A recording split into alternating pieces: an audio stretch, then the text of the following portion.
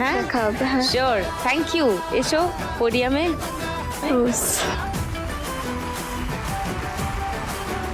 আচ্ছা, এবার অহনা। নমস্কার অহনা। নমস্কার দিদি, আমি অহনা। আমি হাওড়ার উলুবেড়িয়া থেকে এসেছি। আমি গান গাই। কি গান গাও অহনা? আমি সব রকমই গান গাইতে ভালোবাসি, তবে ফোকটা আমার একটু বেশি প্রিয়। রিয়েলি? তুমি এখন কি পড়ছো অহনা? আমি এখন ক্লাস 12-এ পড়ি। আচ্ছা, ভবিষ্যতে গান নিয়ে পড়ার ইচ্ছে আছে আমার। তো 12-এ এখন কি নিয়ে পড়ছো? আর্টস নিয়ে। আর্টস নিয়ে, ওকে। আমি আকাশবাণীতে রবীন্দ্রসঙ্গীত আর আধুনিক গানের সুযোগ পেয়েছি গাওয়ার। আচ্ছা, তো দেখি কে কত টাকা তুলতে পারে ফার্স্ট রাউন্ডে। ফার্স্ট রাউন্ডে আজকের খেলা টাকার খনি। সবার আগে সোনুকে খেলতে ডাকবো, তবে তার আগে সোনুকে আরেকটু জিজ্ঞেস করি, তোমার বাড়িতে কে কে আছেন সোনু? আমি আছি আর বোন আছে। বোন? বোন এসছে? হ্যাঁ দিদি, বোন এসেছে। কোথায়? ও হাই, তো তোমরা দুজনেই থাকো? ওকে, তোমার বাবা মা? আমার যখন 16 বছর বয়স তখন আমার মা মারা যায়, আর বাবা আমাদের বাড়ি থেকে বার করে দিয়েছে দুজনকে। কেন? মেয়ে হয়েছিলাম আমরা, তাই আমাদের পছন্দ ছিল না।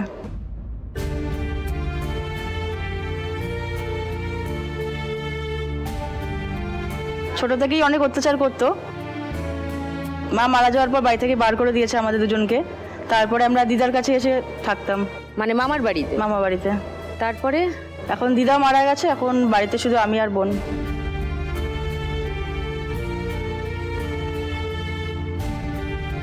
আর মা মারা গেলেন কিভাবে? বাবা বিষ খাইয়ে দিয়েছিল মাকে। Don't tell me.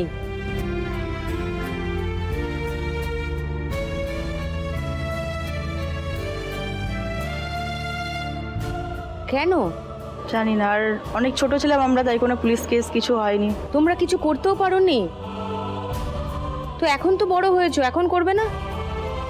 এখন কিছু করা যাচ্ছে না, ওটা আর সেই সময় হয়নি, এখন আর কিছু হচ্ছে না। তো তোমাদের কেউ গাইডও করেননি? মানে বাবার বাড়ি মামার বাড়ি কেউ ছিল না একটু গাইড করার জন্য? পাড়া প্রতিবেশী আত্মীয় স্বজন? No one?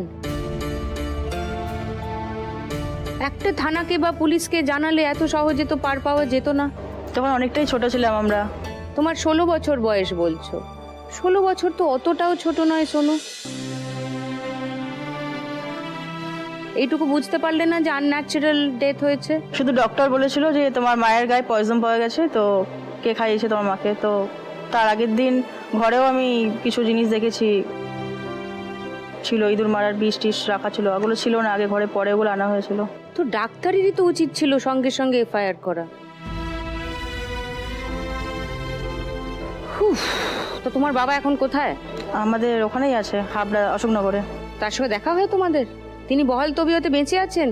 আমাকে এখনো মানে মারার করা ধুমকি দেয় যে আমাকে মেরে ফেলবে। তোমাকে? কেন? মেয়ে হয়ে জন্ম হয়েছিলাম, ওনার পছন্দ ছিল না আমাদের। এটা একটা কথা হলো?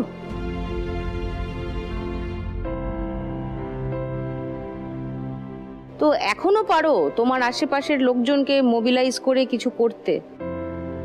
জানি না, আমার শুনেই তোমার হাত পা নিষ্পিস নিষ্পিস করছে। তো ওনার শাস্তি উনি পেয়ে গেছে দিদি, ওনার রেলে একটা পা কাটা গেছে কিছুদিন আগে।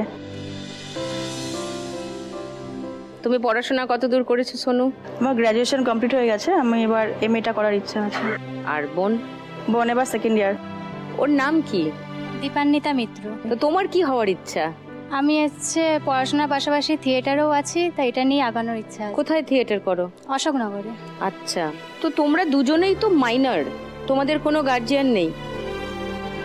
তো সোনু, তুমি কি ম্যাজিক শো করে সংসার চালাও? হ্যাঁ দিদি, ম্যাজিক শো করে। আর পড়াশোনার খরচ? পুরোটাই ম্যাজিকের উপর।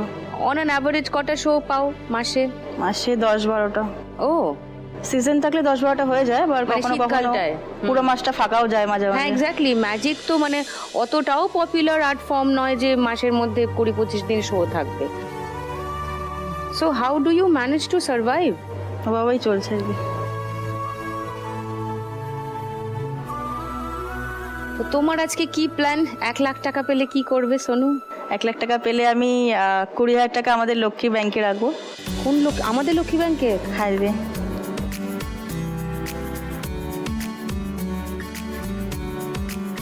আর বাকিটা আমি ফিক্স করে রাখবো ভবিষ্যতের জন্য কিছু করার জন্য। তোমার লাগবে না ওই 20,000?